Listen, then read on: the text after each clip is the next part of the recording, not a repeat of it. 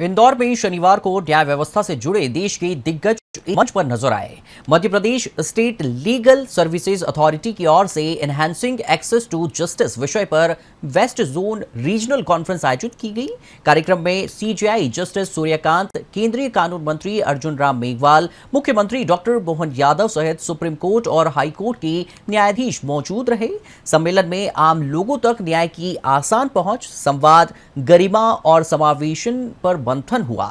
CJI Suryakant ने लोक माता अहिल्याबाई होलकर के न्याय की मिसाल देते हुए कहा कि न्याय के सामने निजी रिश्ते भी बाधा नहीं बन सकते। सीजेआई ने कहा कि कानूनी सहायता जरूरतमंदों के लिए चैरिटी नहीं बल्कि संवैधानिक अधिकार है। जो लोग न्याय व्यवस्था तक नहीं पहुंच पा रहे हैं, व्यवस्था को उनके पास पहुंचना होगा।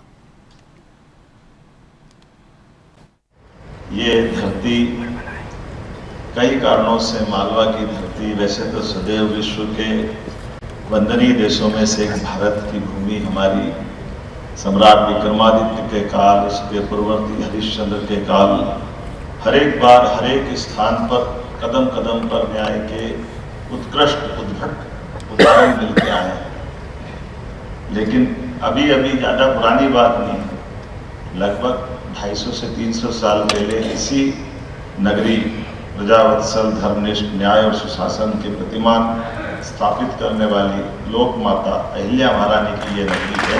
मैं आप सबका उस नाते से भी अभिनंदन करता हूँ। कोई शासक न्याय करने में पुत्र और प्रजा में कोई अंतर न करे, ये उदाहरण भी यही होलकर महारानी अहिल्याबाई के माध्यम से मिला। गलती गलती होती है, न्याय न्याय होता है। महारानी अहिल्याबाई ने अपने एकमात्र पुत्र को गलती होने पर उसी समान दंडित किया जैसे वो सामान्य रूप से न्याय सिंहासन में बैठकर कोई भी न्यायाधीश करता है। ऐसे एक उदाहरण 2000 साल पहले विक्रमादित्य का है। विक्रमादित्य सबों को पराजित करते हुए देश भर में, दुनिया भर में अपने शासन की सुव्यवस्था के उत्कृष्ट उदाहरण स्थापित करते हैं। और काल के प्रवाह में घटनाक्रम ये होता कि विदेशी शासक के आक्रांता की बेटी से उनका विवाह भी हो चुका होता है। और विवाह के बाद जैसा होता है कि विक्रमादित्य अपने विजय पताका फहराते हुए आखिरी में सिंहासन रूढ़ होते हैं और विदेशी आक्रांता के नाते से उनके पत्नी के भाई तीनों को बंदी बनाकर उनके सामने लाते हैं और न्याय का घटनाक्रम घटता है।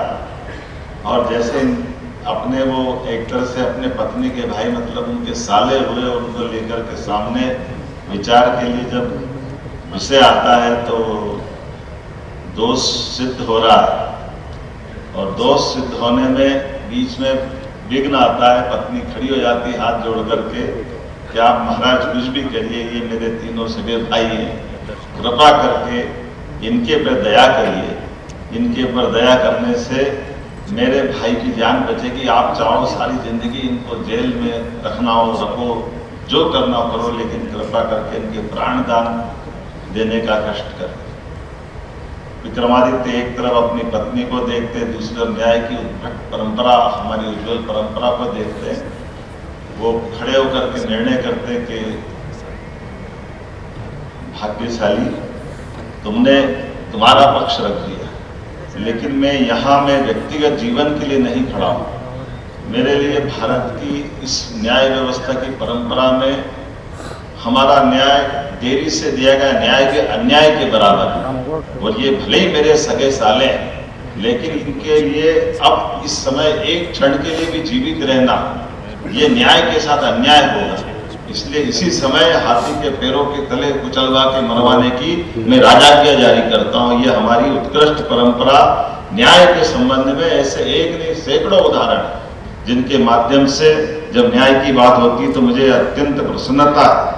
राष्ट्रीय विधिक सेवा प्राधिकरण के द्वारा न्याय व्यवस्था से जुड़े हुए सभी विषयों के लिए सभी सम्मानीय अलग अलग हमारे विचार प्रवर्तकों ने सच में वो हमारा गौरवशाली अतीत को जीवंत किया है। मैं मध्य प्रदेश सरकार की ओर से आप सबका वंदन करता हूँ, अभिनंदन करता हूँ। कार्यक्रम तो कई होंगे, कई होते भी रहते, लेकिन कार्यक्रम को करते करते उनकी आत्मा को झकझोर दे, आनंद से विभोर कर दे, उस क्षण की प्रशंसा करना और उस क्षण का आनंद लेना, ये सच में दोनों प्रकार से मैं अपने आप को महसूस कर रहा हूं। मैं हमारे न्याय के सारे न्यायमूर्तियों का अभिनंदन करता हूं, जोरदार अभिनंदन आपकी तरफ से भी। और हम सब आज के इस अवसर पर ये पवित्र उद्देश्य के कारण से यहाँ इकट्ठा है, जिसकी थीम ही एक आवाज, सशक्त भविष्य, संवाद, गरिमा, समावेशन के माध्यम से न्याय पहुंचना।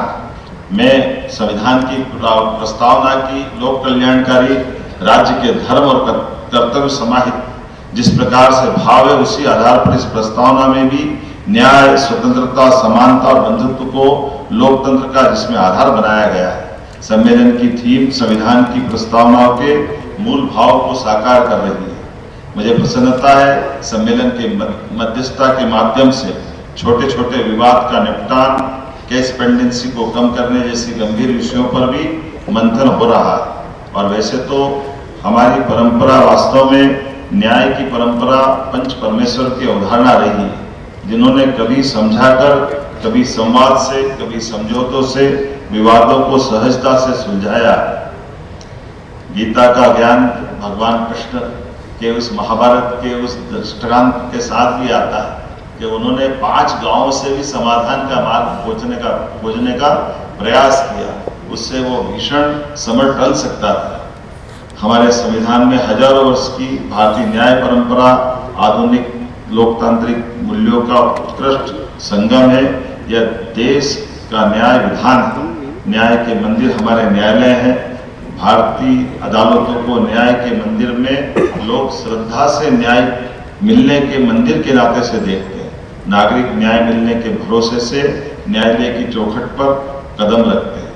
मैं आज के इस अवसर पर पुनः इस विचार विमर्श के साथ हमारी सरकार के द्वारा भी कई प्रकार के कामों के साथ हमारी इस व्यवस्था में मदद करने के लिए कदम से कदम मिला करके जुडिशरी की भावना के अनुसार सरकार अपने सारे संसाधनों के साथ सदैव प्रतिबद्ध है।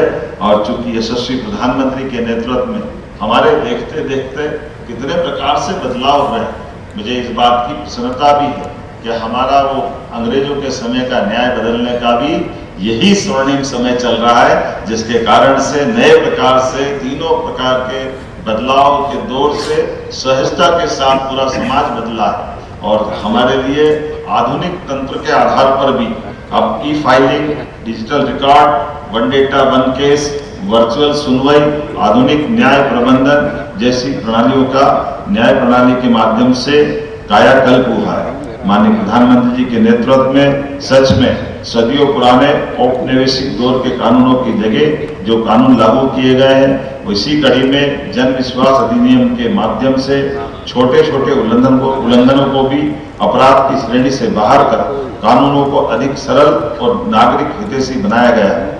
और लोक कल्याणकारी राज्य के नाते से हम भी इसी दिशा में लगातार आगे बढ़ रहे हैं। हमारे सरकार के माध्यम से भी सभी प्रकार के प्रबंधन किए गए।